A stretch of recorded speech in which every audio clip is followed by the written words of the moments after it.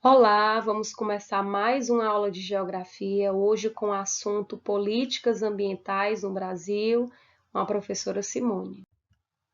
Vamos relembrar um pouquinho os conteúdos que já vimos anteriormente. Então, o primeiro assunto que foi trabalhado durante o ano letivo foi o meio ambiente global, onde falamos sobre as conferências ambientais, além dos problemas que foram se acentuando no mundo após as revoluções industriais.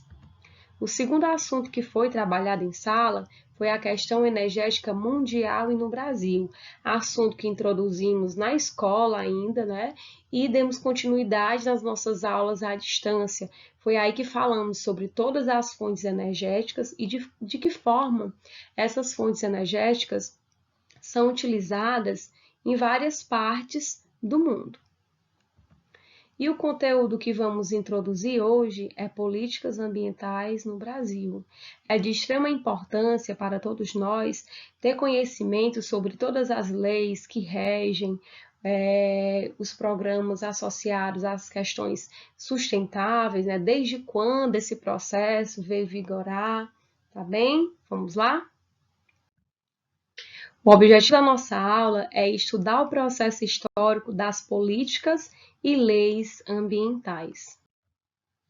Um pouquinho de história, como eu falei anteriormente, nós temos que voltar no tempo e analisar quais foram, né, os problemas que trouxeram à tona a necessidade de leis ambientais.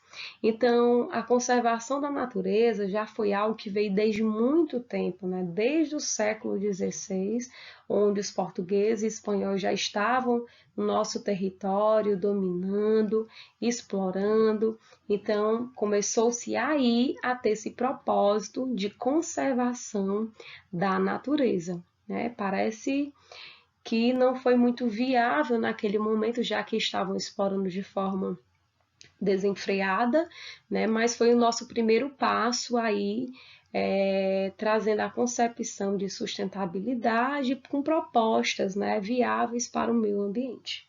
Foi aí que em 1808, com a vinda da família real para o Brasil, aí com a liderança de Dom Manuel I, ele trouxe a concepção de que uma visão bem interessante de proteger os recursos naturais considerados de maior valor.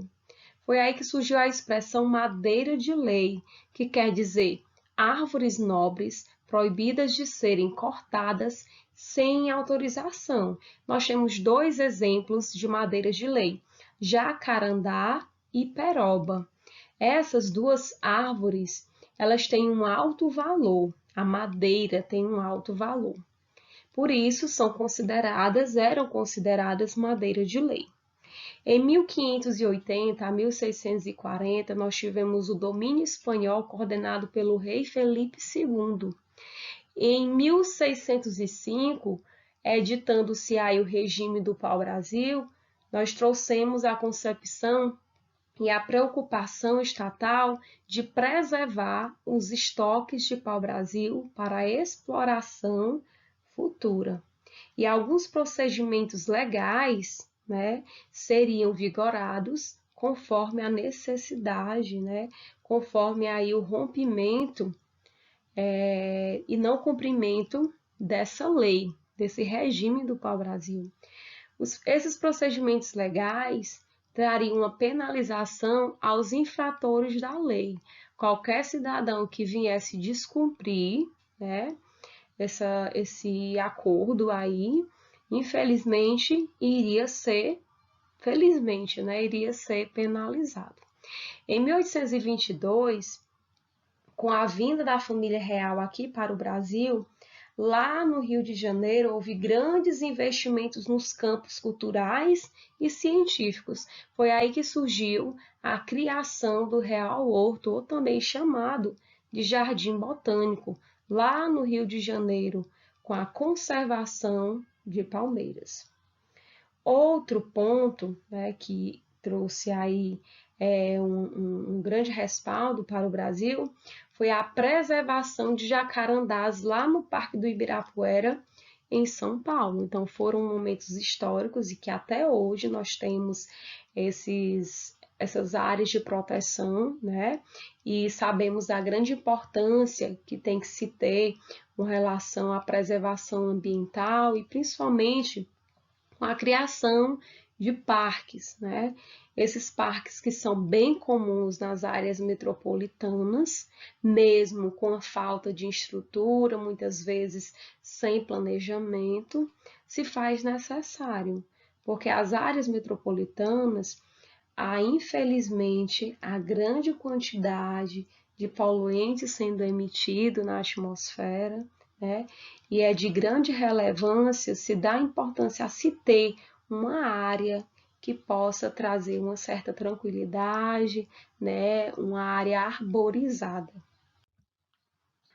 As primeiras ações sustentáveis no Brasil imperial se manteve de forma tímida, né? Então, nesse período, as ações relacionadas às questões sustentáveis ainda não tinham respaldo muito grande, né?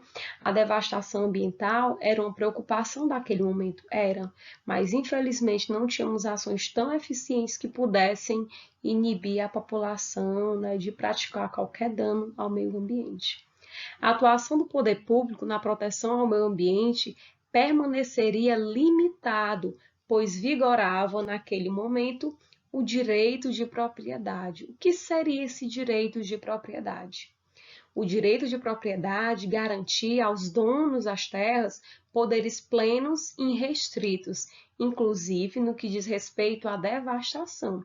Então, o poder público não iria poder intervir em qualquer área, né, que se tinha um proprietário, nem que ele estivesse praticando a queimada, nem que ele estivesse desmatando, ele não poderia intervir porque ele estava acobertado por uma lei, né, que é o direito de propriedade, e que isso vinha, infelizmente, inibir as ações, né, para trazer mais à tona os problemas e as soluções sustentáveis, né, visando aí um bem-estar comum para a sociedade. A criação de parques nacionais, né, eram chamados de paraíso natural intacto. Agora há pouco eu falei sobre 2 parques, né, em São Paulo e no Rio de Janeiro, e ainda hoje há, por algumas cidades, alguns estados, algumas regiões, a necessidade da criação de parques, principalmente trazendo a conservação de árvores, né, de plantas que fizeram e que fazem parte da história do nosso país. A criação de parques, ela é recente, né? Nós já vimos aqui que fez parte um pouquinho da América Portuguesa, da vinda da família real, mas nós consideramos que a importância da criação desses parques, ela é recente. E o Brasil é um dos protagonistas da criação de parques.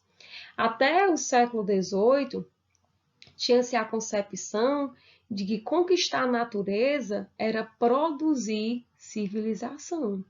Então, o que seria conquistar a natureza? Era construir rodovias, construir casas, né? Então, essa concepção trazia muitos riscos e trouxe muitos riscos para a sociedade moderna. As primeiras cidades, elas eram insalubres. O que são cidades insalubres? Sem planejamento, sem saneamento básico, né? Então, as pessoas viviam sem ter a noção dos problemas futuros que iriam ser tragos, né, para a sociedade que hoje está vivenciando.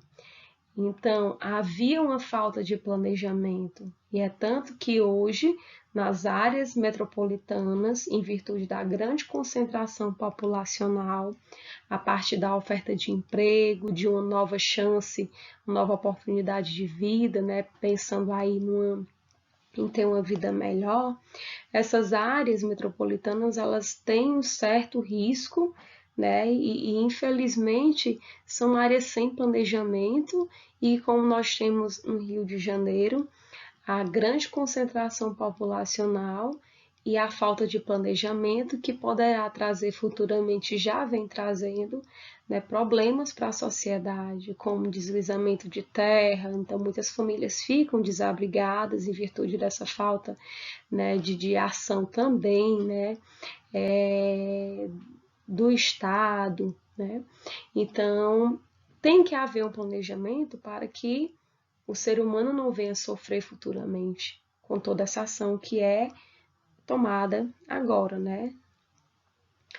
As primeiras cidades, elas eram insalubres, e aí por conta desses motivos que eu citei, e aí a gente vê que habitantes de Londres, eles inventaram o hábito moderno de visitar o campo nos fins de semana na busca de calmo e tranquilidade. Então, para eles, uma ótima alternativa para sair da rotina, como também sair de uma área que há grande intensidade de emissão de poluentes, além do barulho, é se resguardar em uma área mais distante do centro, né? Uma área zona rural, uma área rural. E muitas pessoas aqui no Brasil também fazem isso. Então, por isso, há necessidade da criação desses parques, para que as pessoas possam ter locais, né, para tentar usufruir também do que a natureza nos oferece, certo?